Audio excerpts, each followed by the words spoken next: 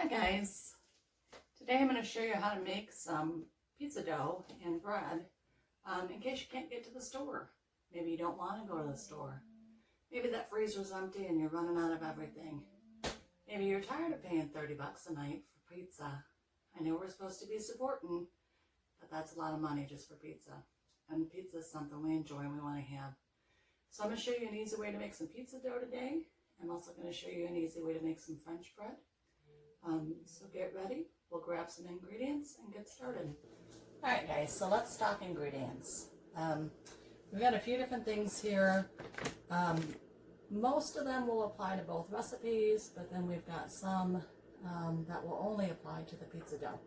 So I'm going to do the pizza dough first because I'm going to set that aside and then it's going to go into the fridge for 3 days actually. So if you're hoping for a quick pizza recipe, the first one won't be it, but I'll show you a way to make a quicker pizza in the end. So the first thing you're going to need is some flour. And this is just all-purpose flour. You don't need to have bread flour. It does not need to be self-rising. We're just looking for all-purpose flour. So most of us have this on hand in the pantry if we do any kind of baking at all. This is actually a 10-pound bag, and it's funny to me now because everyone would always say, like, oh gosh, why do you need so much flour? Well, if you bake, you go through it pretty quickly. And for these recipes, I'm probably going to be using about 10 cups of flour. So, and that's for both the bread and the pizza, so just keep that in mind. When I do these recipes today, I'm also going to be doubling them. So we'll go ahead and set the flour aside. For both recipes, you're going to need sugar. So this is just plain white sugar. We're going to use this for French bread. But then to get a little bit of a different flavor, a little something deeper and richer, we're going to use brown sugar for the pizza. For both recipes, you also need salt. If you forget the salt, your product will have no flavor at all. So please don't forget the salt. For the pizza, you're going to need some oil. This is just standard olive oil. And then for both recipes, something that a lot of people don't actually keep in their pantry, and this might be the one that you need to go out and get, but this is just yeast. This is a bulk form of yeast. I usually get it at Sam's Club, and they sell it with 2 1-pound packages packaged together, usually about $7.50 or so. This is actually the best way to buy yeast. It is the least expensive. I have had this for probably 2 years now. I do bake a lot, but it goes a long way, and so that $7.50 was well worth it. And you can store this in the freezer if you don't bake a lot, so it will last. If you do want the smaller packages of yeast, they come like this, and each one typically will do a recipe. So in our case today, we're going to be doubling recipes. So just for my pizza, I would need 2. Just for my bread, I would need 2. But I'm actually not going to use these today. I just wanted to show you the other form of yeast. What you should know about this one, this is the generic from Aldi's. I think it's about 80 cents per pack. So it does seem a little bit more expensive to me than buying it in bulk form. But typically you can buy yeast, Aldi's, your grocery store, Target, Walmart, they all have it. It's just something to look for in the baking section. So we're going to go ahead and set this one aside. Alright, so the first thing we're going to do, we'll open up the mixer. And if you don't have a mixer, it's really not a big deal. So you can definitely do all of this by hand.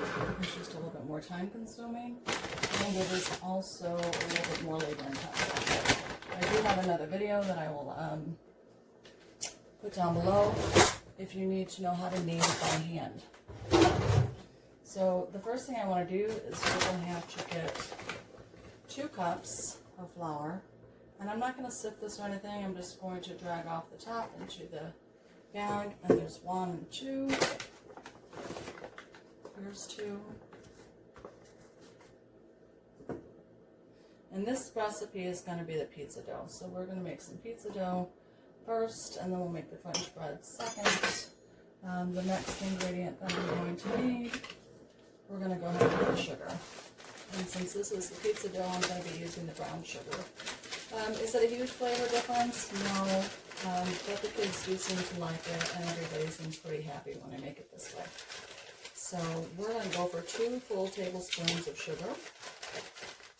And you can press that down in there because brown sugar is very fluffy. So whenever you measure brown sugar, you are supposed to compact it. So there's 2 tablespoons of brown sugar. And then we're going to use 2 teaspoons of yeast. In one recipe, you would be using 1 teaspoon. I think I said tablespoon, it is teaspoon. But since I am doubling this, I am using 2 teaspoons. Alright, so what we have so far is 2 cups of flour. We've got 2 tablespoons of brown sugar. We've got 2 teaspoons of salt. And now I'm going to add in some oil. So oil is actually going to kind of help improve the texture.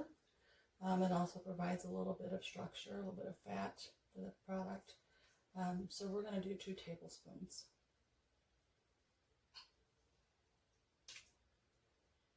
And I probably should have done my yeast next because now my yeast is going to be sticking in here, but that's okay. When it comes to yeast, each of those packets is 2 1/4 teaspoons. And like I said, they typically do a recipe. So we are actually going to do 2 1/4, but we're going to double that up. So let's see what I've got here. Alright.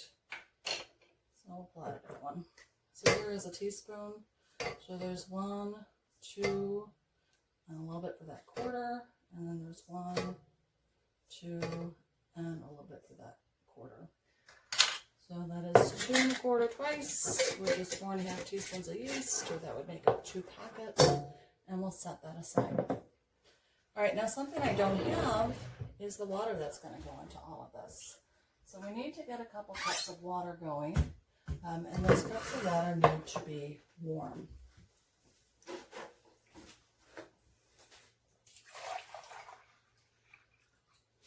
So I'm just going to pop this in the microwave. For about 40 seconds, it'll be warm enough.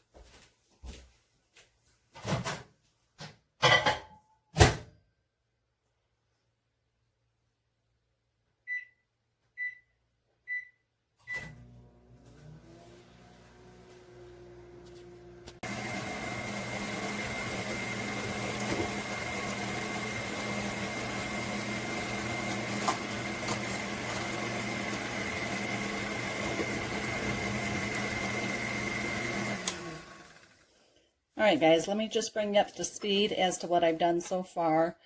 So what I did was I mixed in 2 cups of warm water. That temperature should be between 110 and 120.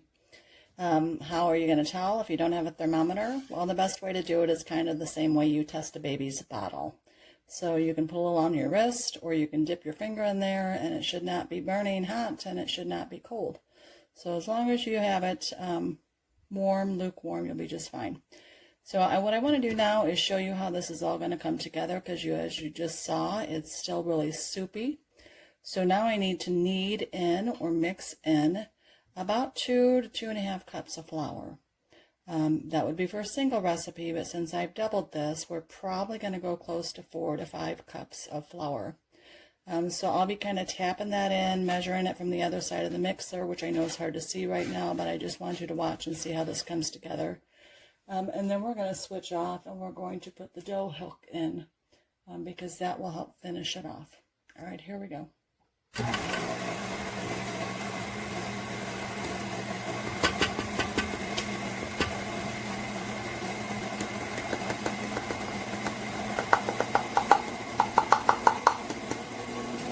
All right, that's 1 cup, still pretty loose.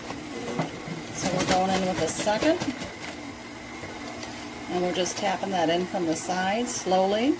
Don't dump it all in at once unless you want a big poof of flour in your face. So just kind of go slow. It also helps it to get mixed and incorporate.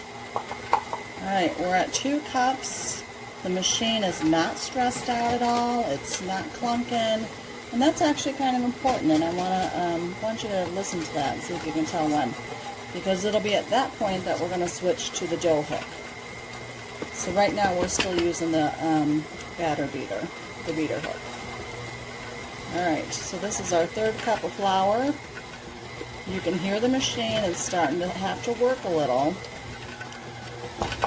It's starting to get a little dry. And now you can hear the clunk.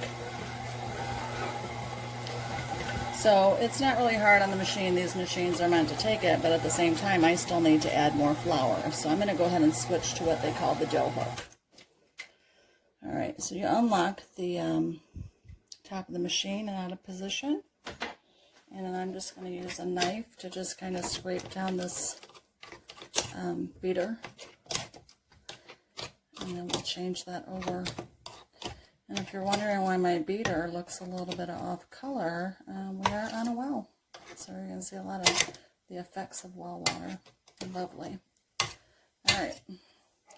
So we've got a semi-thick dough, but at the same time, it needs to be a little bit thicker. So far we've added 3 cups of flour. Looks like we're definitely going to get to go 4. We might get to go more than that. We'll see. So 1 recipe of pizza dough takes anywhere from 2.5 to 3 cups of flour. So since we've doubled this, we could reach our max at 6 cups. So I'm going to try to get in 1 more cup of flour, and I'll know that this is ready when the sides start to become clean and a ball of dough forms. Here we go.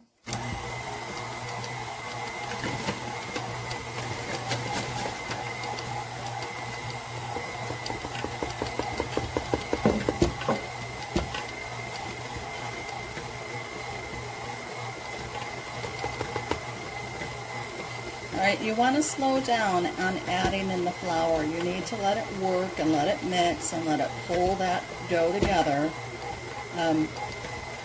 That way you don't over add. You don't want your dough to be very heavy and thick. I can tell now it's starting to come off the sides and starting to tighten up. But if you could see really down in the bottom, it still looks kind of wet. So I'm going to add in a little bit more flour to help it. Forgot to lock it in place. That's why it's clunking. It was lifting up the top of the machine. Alright, we're going to go a little bit more. You can see it's really sticking to that dough hook.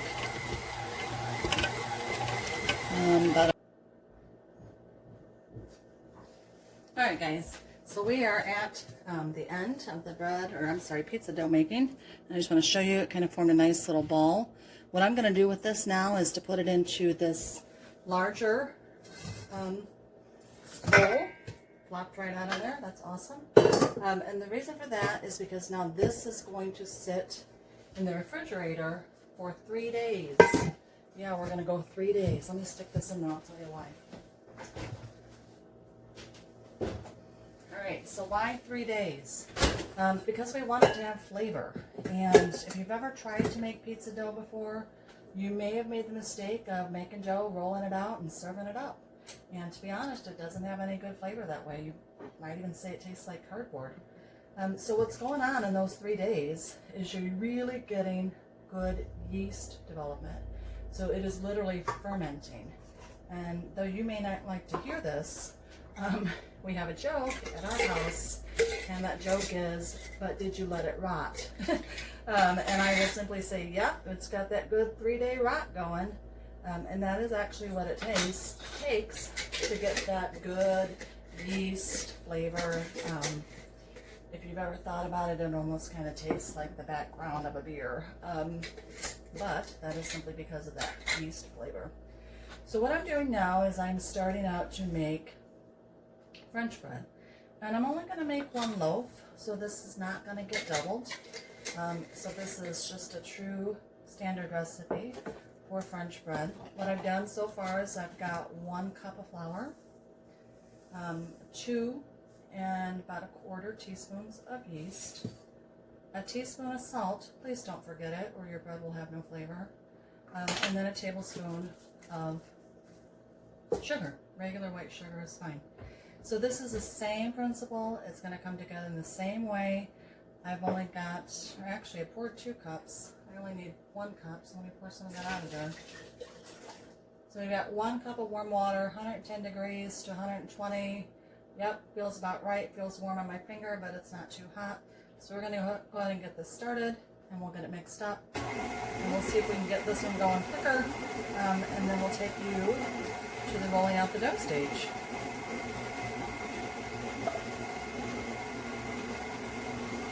Now typically at this point, I don't think I showed it with the pizza dough, you actually want it to run for about 3 minutes before you start adding in flour.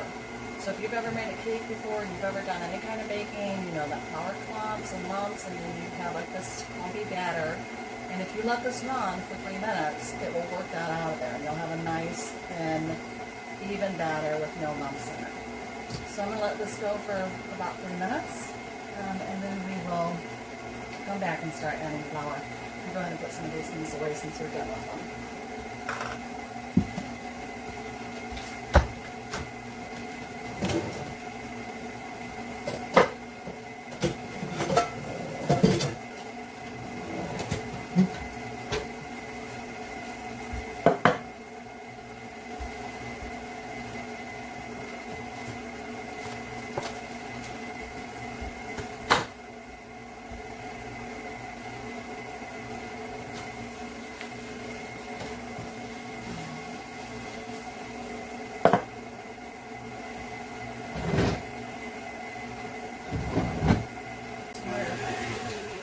Getting tired of watching, I'm going to speed this up and just get it going.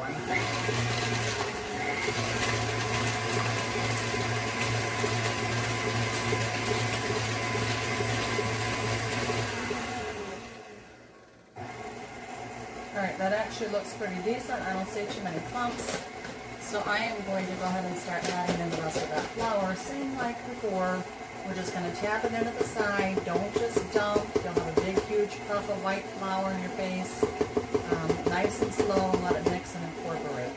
If you hear that knocking, that's just me tapping the measuring cup across to get that out of there. So there's 1 full cup, and this is just your standard recipe amount. So actually, I'm getting ready to put the dough hook on already. Swap this out. If you don't have one of these KitchenAid mixers, I'm going to tell you what, put it on your Christmas list. Best thing ever. I've had this for, gosh, probably 10 years. I've never had any issues with it. I use it all the time. And it just makes life so much easier. So you certainly can do this by hand. You don't need any special equipment. But when you do this often or do a lot or you bake a lot of Christmas cookies, this KitchenAid mixer certainly is well worth the cost and the investment. So our goal now is to drop that in and start it up. And we're going to see if we can't get another cup of flour down in there. So while it was mixing a second ago, I pulled out a couple more things. Of course, you're going to need a rolling pin.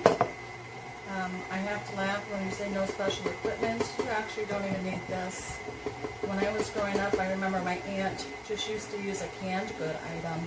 She would wrap her canned good, like a can of corn, a can of beans, a can of something, and she would wrap it in plastic wrap so she thought that it was clean, and then she would use it as a rolling pin. So if you don't have a rolling pin, there's something you can do instead. Now, I don't need the plastic wrap because I do have a rolling pin, but I'm actually going to use this to cover my counter.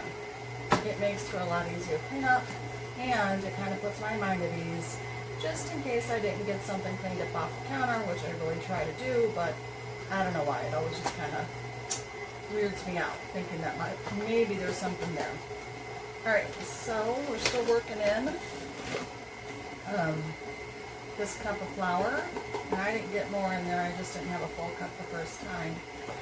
I'm going to go ahead and let this go and let this ball form. What happens next is once the ball forms, I'm going to turn this off, and then I'm going to take a towel, and I'm going to get this towel wet with warm to hot water. It's going to need to rise for about an hour, and you need to put that warm hot towel over the bowl. That way it can develop the yeast, and you can get that dough to rise. It takes about an hour for the full process, and then once that happens, I'll show you how to punch it down and roll it out and form it up into a French bread. So we're getting close. We're going to have some bread really soon. All right, guys.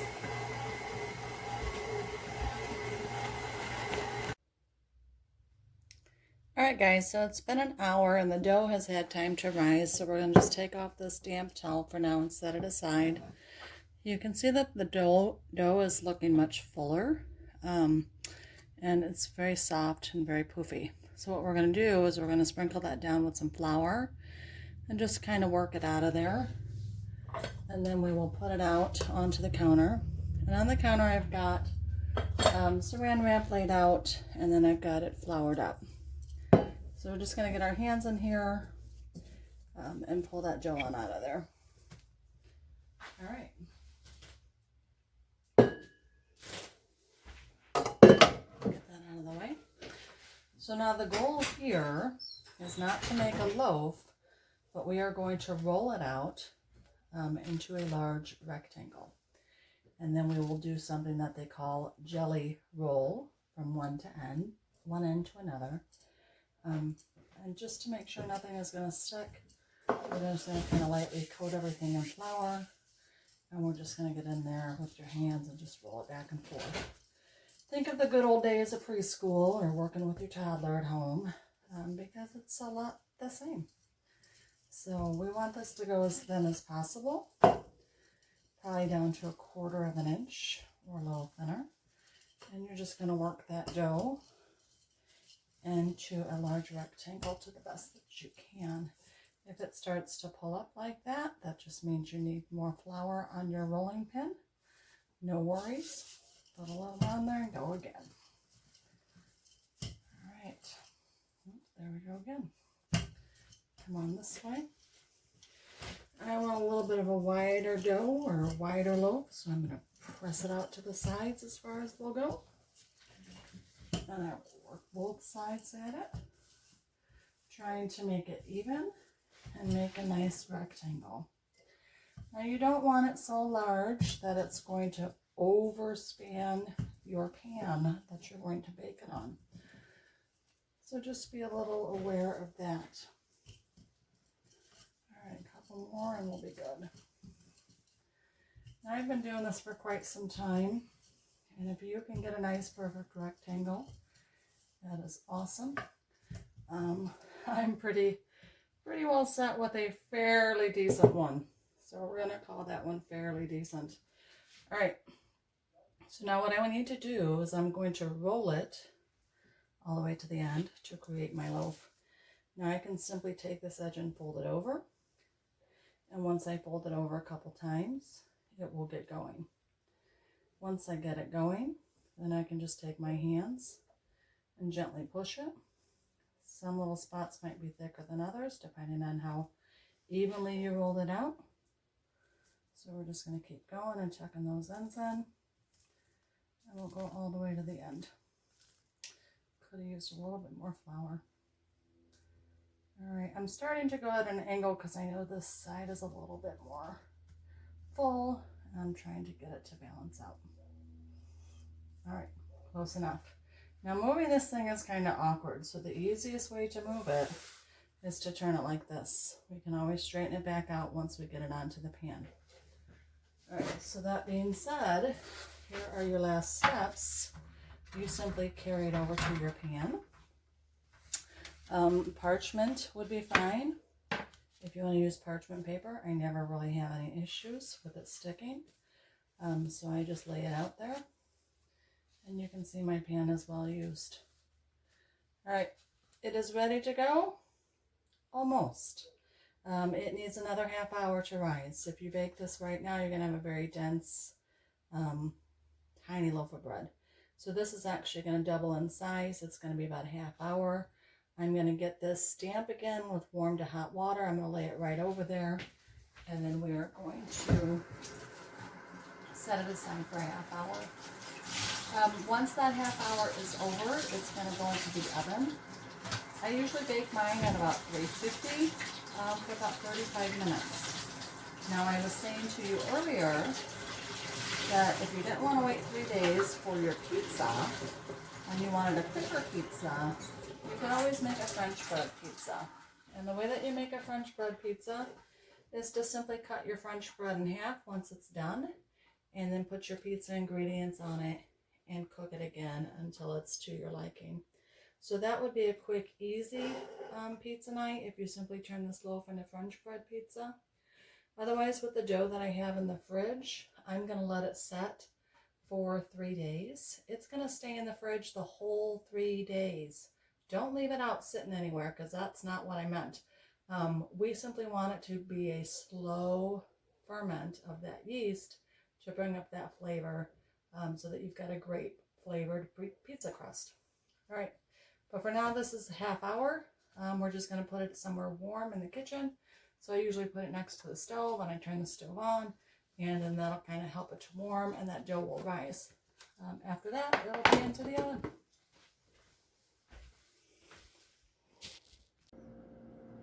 All right, guys, there you have that end product of French bread ready for dinner.